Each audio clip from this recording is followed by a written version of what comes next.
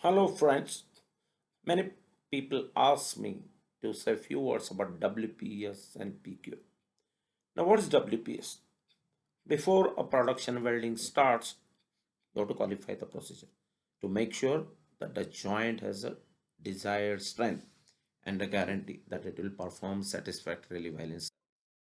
So, for a particular set of variables in terms of the thickness, P numbers, it's a material is classified in terms the process that you use like shielded metal arc welding or gas metal arc welding, and the other set of conditions, the gas flow, the travel speed, the heat input, all these will influence the properties of the weld.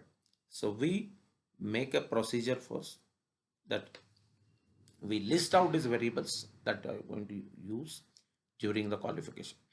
Next step is we carry out the qualification process by having a best welder to weld a coupon. Now the coupon is so select that it covers the required range of your variables in your production work.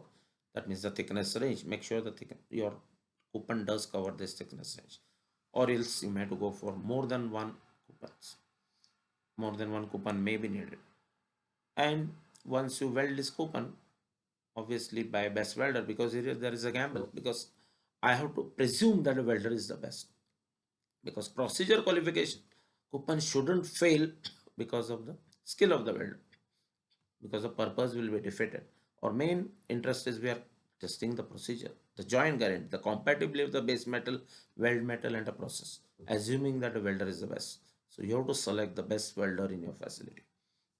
So once the coupon is produced, which is witnessed by the welding inspector, it will be subjected to mechanical test, typically 2 tensile and 4 bends, but where and hardness test and impact test, depending on the requirements of that particular qualification procedure and the purpose and the code it is used for.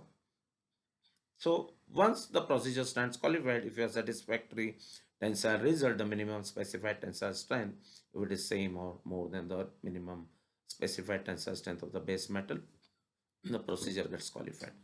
Up to 5% reduction is allowed when the failure takes place in the base metal. And then next step is to qualify the welders. Having qualified the procedure, now you go for performance qualification.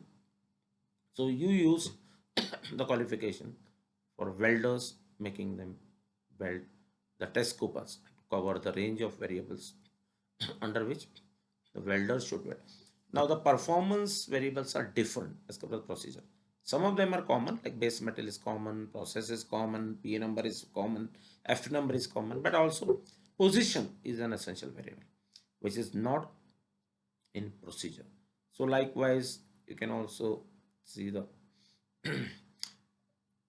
variables of performance, whether it is 1G, that's the flat, 2G is horizontal, 3G is vertical, 4G is overhead, and for pipe, if pipe is rotated, it's 1G, and the pipe is fixed, it's called 5G. So 5G will cover 1G, that's flat, 3G, that's vertical, and 4G, that's overhead, but it will not cover 2G or horizontal. So to qualify welder in all positions, you need to go for 2G and 5G, or you go for 6G when the pipe is inclined and held stationary. So once the welder has welded the test coupon, which is again witnessed by the welding inspector, and also accepted it visually, because he has to first clear the visual examination of the test coupon, then subjected to the test, which will be either a bend test or radiography, depending on the P number. Every material you cannot have radiography. Again, it is allowed by the code for only certain P numbers. So either two bend tests or radiography. If it is found satisfactory, then the welder gets qualified. So that's it. Now the welder can weld within the ranges of the essential variables that are listed out during his qualifications. He'll carry a card that is 6 months validity. The card will define his position in which he can weld. So whatever position is qualified in, which is an essential variable for performance, but position is not an essential variable for procedure. So everything is different. F number, well, is a variable for performance also, because higher F number will automatically qualify the welder to weld lower F number electrode. But F number is also a weld composition in terms of filler metal, so definitely it does influence the properties of the weld joint. So it's an essential variable for procedure also. So technique, position, uphill or downhill, that is progression, diameter limits are again essential variable for welders, which is not for procedure. So very simple. First you make a procedure. Procedure lists out the variable that are going to be used during your production, like what thickness range, minimum, maximum you have to weld, the material, the process that you choose. All these things are put together in procedure. So I make a procedure and I say, well, from this thickness, I will make a appropriate coupon, and then I will specify the ranges of variables like voltage, the current, the travel speed, everything, and actually do it, which is done to generate the procedure qualification record. Now, procedure qualification record is a record, as it says, which can change. It's fixed. It's what is recorded during the qualification of the particular coupon. So I get the best welder in my facility to weld a procedure qualification coupon. It's very important because there is a gamble here. I said procedure qualification, you have to trust the welder. That welder is the best, because procedure qualification shouldn't fail because of the lack of skill of the welder. So there is certain degree of risk here. And once the welder welds the procedure qualification coupon and the mechanical tests are through, the procedure gets qualified. Sometimes the existing procedure you may have to extend the range, you may have to go for more coupons. So one procedure may have 2 or 3 PQRs to qualify the different ranges of the essential variable.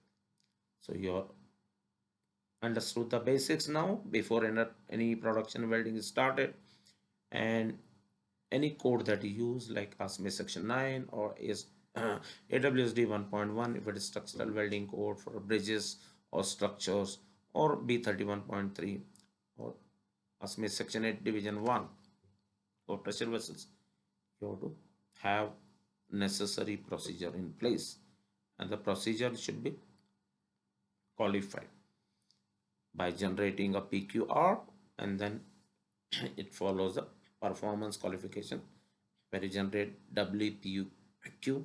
So the it's called WQT and the record is called WPQ. Oh, having done that, the welders stand qualified for a period of 6 months. So they carry a card that gives out the details of the position they can weld, and also the F number, the filler material, the process, or whatever essential variables for performance qualification. So that's it about qualification. If any questions for developing new procedures, or evaluating the existing procedures, and to have any queries answered about the PQR, so whatever qualification related questions or doubts you have, you can always contact me on my phone, or you can send me a mail. And we do have this training for WPS and PQR, which is included in our QAQC and piping inspector course, that allows our students to gain full insight about this important area of welding. That's it for now. Thank you.